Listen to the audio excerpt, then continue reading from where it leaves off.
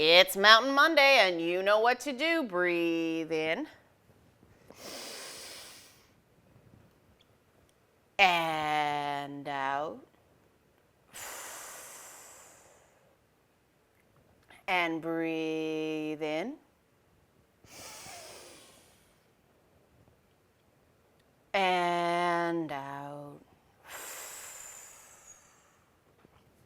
And there's been some new arrivals on this YouTube channel, so I'm going to explain, redefine sort of what Mountain Monday is for the new people. Mountain Monday is our sort of meditative philosophical day on this YouTube channel. And I say "our" because it's the reason I do this on Monday and the reason I do feedback on Friday. It's not just the catchy alliteration on the name. It's because I take the feedback on Friday and give myself the weekend to sort of think about it and sort of come back with something that I think people can use. Because what I try to do on this channel, for people who don't know, is not tell you guys what I think or what you should think. More importantly, I will tell you what I think, but not in the context of what you should think.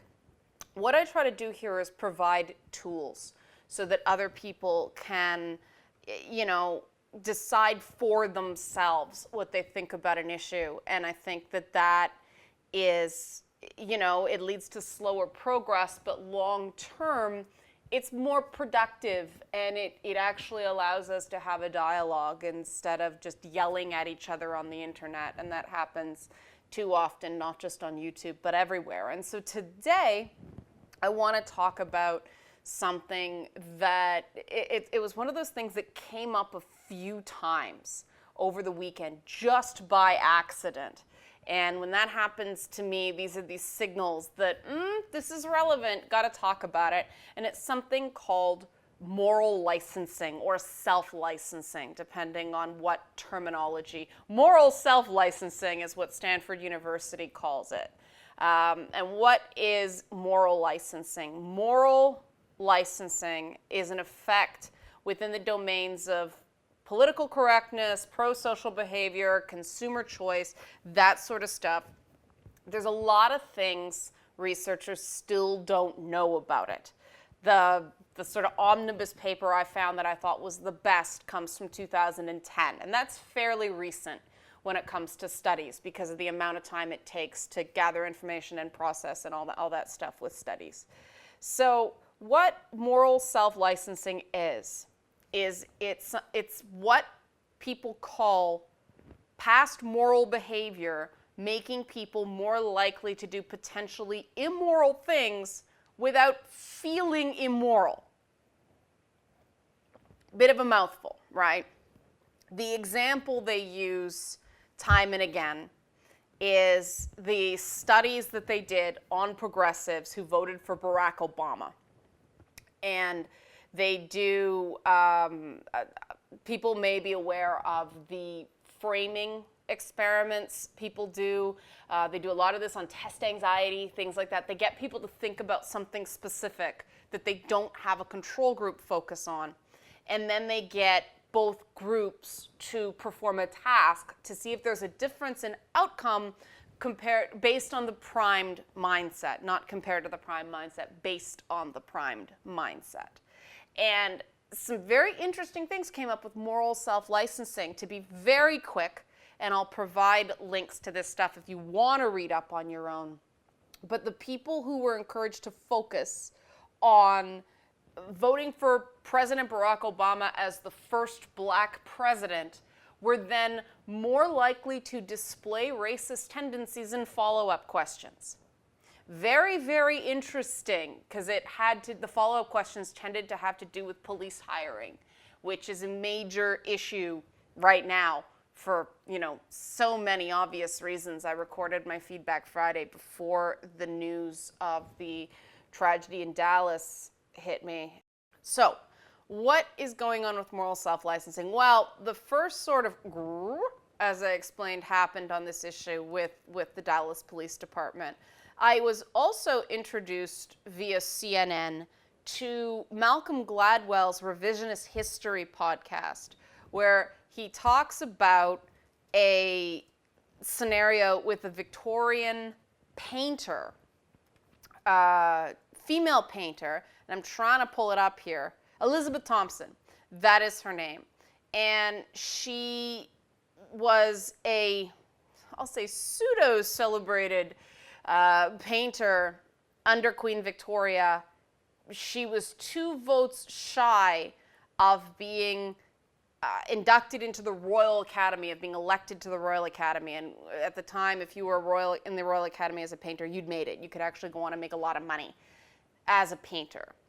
And Elizabeth Thompson almost was elected. She wasn't. And the purpose of the podcast was to show that these Royal Academy types, these art snobs, thought they were being exceptionally progressive by almost admitting a woman into the Academy, by being such great people that they hung a painting by a woman in the Royal Academy showing, and that meant that they could change rules to make it harder for women to get involved, do all these things to keep Elizabeth Thompson out. But that was only fair, right? Because they're good people. They don't have to question their their motivations going forward. They don't have to question their own sexism or anything like that. This is all documented. I'm not assuming anything. This is a notorious aspect of history. And this is the point Malcolm Gladwell was making, as this is replicated.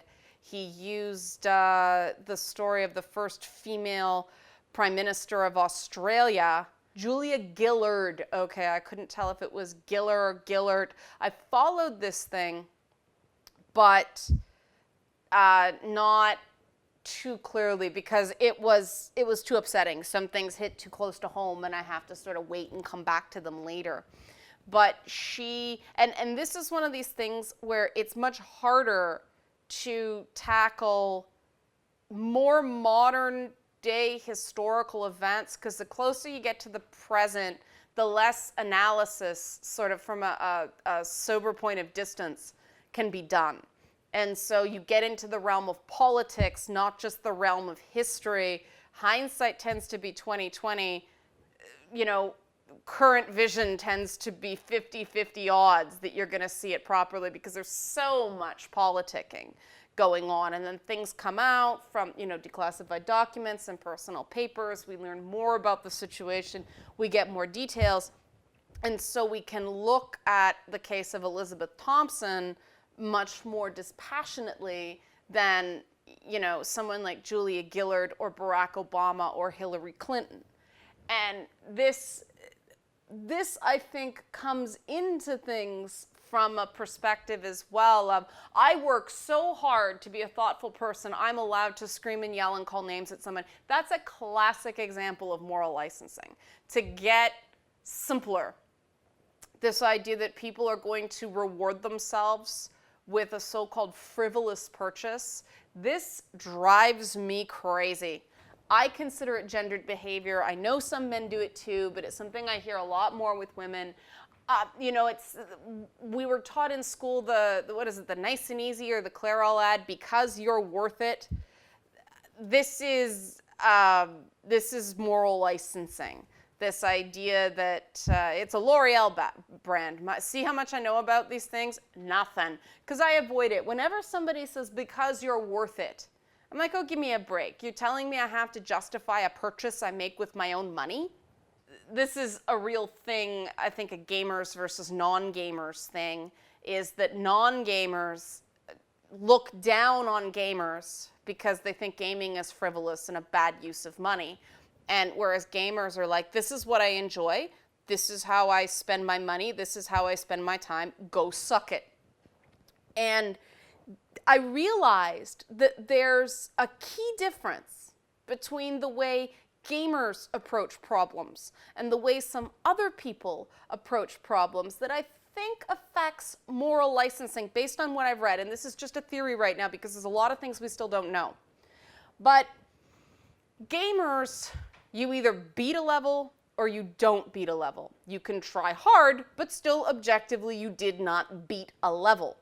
And gaming has this whole thing about get good, get good. You start by sucking and then you get better. And this is the gamer mentality. And this impacts the way moral licensing works, because one of the things that Stanford University determined is that not everyone engages in the sort of moral licensing that is a problem. And it comes down to, I'm trying to find it here, the fact that some people use prior good acts or prior pro-social acts or prior altruistic acts to inform ongoing behavior and be consistently altruistic. Now, this is what we expect based on principles of persuasion. The thing that is so baffling about moral license is it goes against the consistency principle that a lot of negotiation and advertising is based on. The idea that the human brain wants to remain consistent is a huge part of, there's this thing called priming. I talked about it in research, but you also do it to try to keep things on an even keel in difficult situations. For instance, you may be, you're a thoughtful and kind person. So in light of that, I know you're going to proceed in a way that is going to be thoughtful and kind, and then you go on and ask somebody to do something, and the idea based on the technique is you've already put someone in the mindset where you've highlighted a positive aspect of their character. The theory goes that this means they're going to behave in a more positive kind way, a more positive way. Now, moral licensing means that's not always the case. And the best I can see, the best they know based on this, and I'm going to paraphrase, I'm going to keep it in really plain speak, because if people want to go and read this, they of course can. But what seems to happen is that there's a difference between people essentially who think do well is their motivator. I'm going to study hard, so I'm going to do well on a test. These are the people that tend to maintain their altruism based on being reminded of the acts of past altruism. So they're the ones that aren't more racist after being reminded they voted for Barack Obama or talking about that. The people that deviate, the people who self-license to be more morally antisocial, for lack of a better term, I'm trying not to use charged words, but are the ones that believe that trying hard, I studied hard, that's enough. The goal is to study hard. The goal is not to do well on the test. The goal is not to succeed. The goal is to try hard. And that should be enough. There's this belief in some that you should just be rewarded for that. And this is a huge thing in the progressive movement, the idea that people need to be rewarded for thought successes. I tried hard, shouldn't that matter? Well, those of us who have tried to do anything hard and had to fail a few times before succeeding recognizes that no, it's not enough, and life's not fair, and you have to keep trying to maximize your chances of success. And gamers are the same way. It's not enough to try hard. You want to beat that level. But if you don't put the effort in, you're not going to beat the level. Now, what does this have to do? Why am I talking about this on Mountain Monday? Because we have seen this punching down effect in gaming regarding a lot of social issues. People behaving deplorably while claiming they're on the, quote, right side of history, or that they're the true progressive voice, or all this stuff. People behaving in immoral ways while claiming the moral high ground. This is moral licensing in action, guys. This is where it comes from. And it's from precisely the sorts of people you'd expect it to be from. People who don't have the same requirements for internal consistency, meaning people who are not directly affected by an issue, but want credit for caring about said issue. And the example that really struck home for me is the fact, the thing I've observed is all these people claim to care so much about the inclusion of women in gaming. They write about it, they talk about it, they lecture people on it, they engage in block lists on Facebook, allegedly in the service of integration of women and gaming. And then when these same services go to hire, they hire another dude. Or when it comes to writing about this issue, the next time, they have a man writing about it instead of a woman. They are denying women's voices precisely while claiming they're advocating for more women involved in gaming. This is a symptom of moral licensing because it's enough to say you want to do it. You don't have to actually do it. And this is a huge issue that I think we all have to be aware of because the lack of movement in terms of true integration into positions of power in gaming is pathetic. Nowhere near as bad as Hollywood, but I am not using Hollywood's shoddy record to judge gaming. I think gaming can be a leader on this, which is why I keep talking about it. But we have seen very little movement based on the hue and cry. You would think, because the example that Malcolm Gladwell and various articles talk about is the whole Jackie Robinson effect. The fact that after Jackie Robinson was the first black Major League Baseball player, all of a sudden the doors opened. We're not seeing that in gaming. We're seeing one woman let in and then the door slamming behind her. You have the token woman at the main gaming websites. And it may seem like there's 3 or 4, but if you look, they're like the token in their department.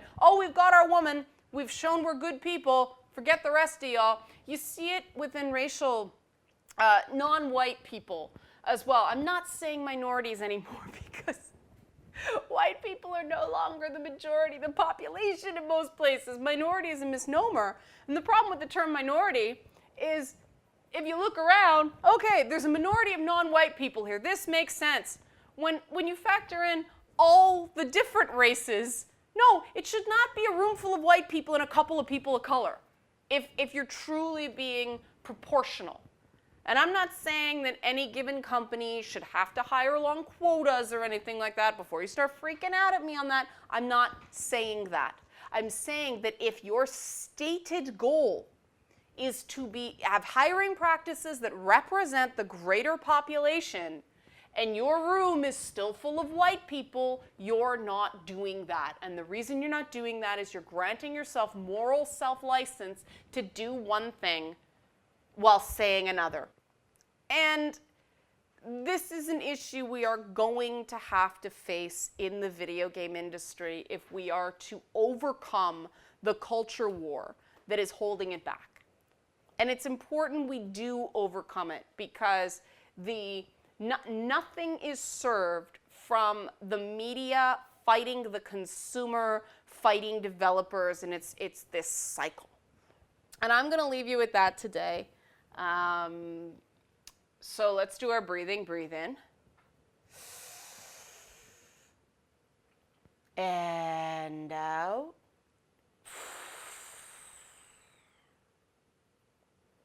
And breathe in.